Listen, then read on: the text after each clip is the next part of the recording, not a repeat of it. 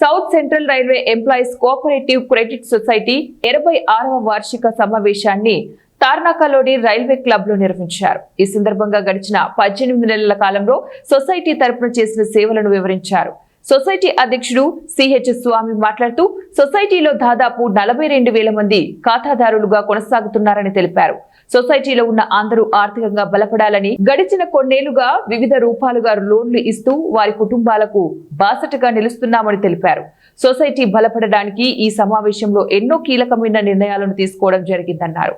Society అభివృద్ధికి అందరూ సమిష్టిగా కలిసికట్టుగా కృషి చేయాల్సిన అవసరం ఎంతైనా ఉందన్నారు.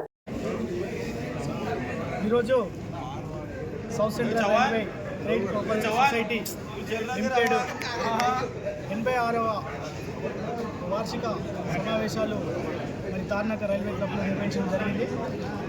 మరి ఏదైతే సొసైటీలో దాదాపు 42,000 మంది షేర్ హోల్డర్స్ ఖాతాదారులుగా కొనసాగుతున్నారు.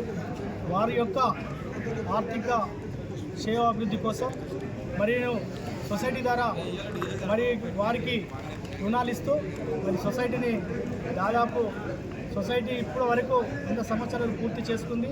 మరి 100 సంవత్సరాల నుండి మరి రైల్వేకి సంబంధించినటువంటి షేర్ హోల్డర్లకు మరి వివిధ రూపాలలో లోన్లు ఇస్తూ మరి వారి కుటుంబాలను బాసరగా నిలుస్తున్నటువంటి సందర్భాలు.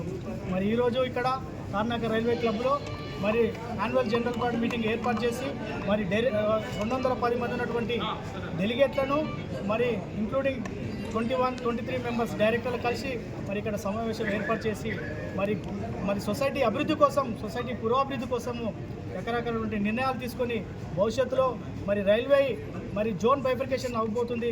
మరి జోన్ బైఫర్కేషన్ అయితే మరి తీసుకోవాల్సినటువంటి షేర్ హోల్డర్ తీసుకోవాల్సిన నిర్ణయాలను ఏ విధంగా మరి ముందుకు తీసుకెళ్లాలని చెప్పేసి మరి జనరల్ బాడీలో మరి డిస్కస్ చేసి మరింత నిర్ణయాలు తీసుకొని